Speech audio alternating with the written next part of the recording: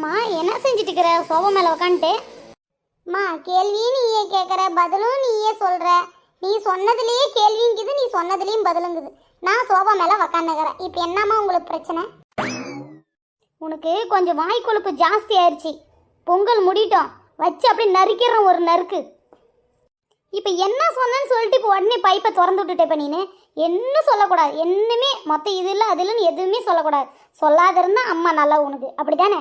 போகலாம், ஏதாவது வீடு இவ்வளோ க்ளீன் பண்ணுறனே, எதனா ஒரு வீட்டில் வேலை செய்யலாம், விட்டி செய்யலாம்னு எதனா ஒரு நினப்புக்கு தான் 24 மணி நேரம் அந்த ஃபோனு. அந்த ஃபோனு போயிடுச்சுன்னா அந்த டிவி முடிச்சுன்னா ஃப்ரெண்டுங்க கூட ஜோடி. இதை விட்டு வேற ஏதாவது சரியா? ஆமாம், என்னை மட்டும் கேட்குறேன். உன் புதல்வன் எங்கே போயிட்டான் உன் பையன் காலையிலேருந்து? ஏண்டி அவன் ஆம்பளை பையன்டி, அவன் போய் வீட்டில் வந்து பாத்திரம்லாம் கழுவுவானா சொல்லு பார்க்கலாம்? ஆமாம், இதுக்கு மட்டும் ஆம்பளை பையன், மற்றதுக்கெல்லாம் எனக்கு கூட சமமாக எல்லாம் செய்கிறீங்கல்ல. என்ன கருவாச்சு நம்மளை பற்றி ஏதோ போட்டு கொடுக்குறா, போய் பார்ப்போம். அம்மா மவுளம் போடுற சவுண்டே வீதி வரைக்கும் காது கேட்குது. ஏய் கருவாச்சி, எது கலர? கவி, எது கலர வச்சிட்டு இருக்கற? கருவாச்சி, நான் மட்டும் தான் அளவைக்கணும், நீ எல்லாம் அளவைக்க கூடாது என்ன? வாடா வீணா போனவனே, எல்லாம் உன்னை பற்றி தாண்டா அங்கே ஒரு பஞ்சாயத்து. நீ எதுவும் வீட்டில் எந்த வேலையும் செய்யறதில்லன்னு சொல்லி போட்டு தாண்டா உன் தங்கச்சிக்காரி உன் மேலே குற்றச்சாட்டு போடுறான். அதுக்கு தான் சொன்னேன், இந்த பொங்கல் தீபாவளி அதுக்கப்புறம் இந்த சாமி கும்பிட்ற நாள்லாம் வந்து அந்த பாத்திரத்தெல்லாம் எடுத்து கலவரத்துக்கு பதில் கம்மனு இறங்கி போட்டாக்க ஏதாவது பிரச்சனை உண்டா கவி? நான் சொன்ன ஏதாவது என் பேச்சு கேட்குறியா? அண்ணனும் தங்கச்சி சேர்ந்து செஞ்சாலும் செய்வீங்க போங்க. உங்களை எந்த வேலையும் செய்யறதில்ல போங்க. என்கிட்ட வந்து நீங்கள் எதுவும் கேட்கவும் கூடாது. அந்த பையன் இருக்கட்டும், எழுந்து வாடி கருவாச்சி. கவிதக்கா. ஏன் பார்வதி, என்னாச்சு, ஏன் அழுற? அது ஒன்றும் இல்லைக்கா, பித்தாள சாமானத்தெல்லாம் எடுத்து போட்டு கலவலான்னு சொல்லி எல்லாம் எடுத்து வீட்டுக்கு பின்புறமாக எல்லாம் எடுத்து போட்டு சரி அதெல்லாம் அடித்து பெருக்கிட்டு வந்து நம்ம கழுவிக்கலான்னு சொல்லி எடுத்து போட்டிருந்தோங்க்கா.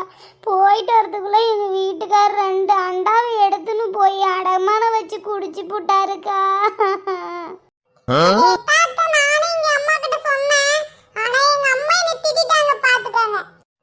கவி போதும், இவ்வளவு ஒரே கிளாஸ் ஷாக் ஆகாத சரியா? ஈகி துந்துற போதே வாய் மூடு.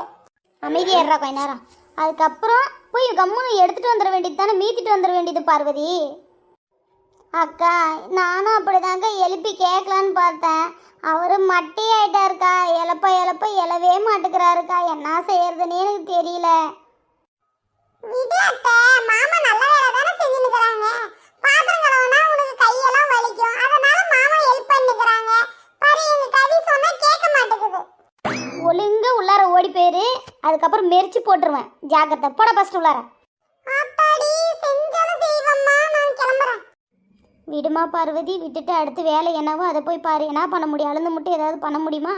ஒன்றும் முடியாதுல்ல. போய் ஏதாவது வேலை இருந்தால் பாரு. எங்கள் அம்மா கல்யாணத்துக்கு கொடுத்த அண்டாக்கா 2 அண்டா.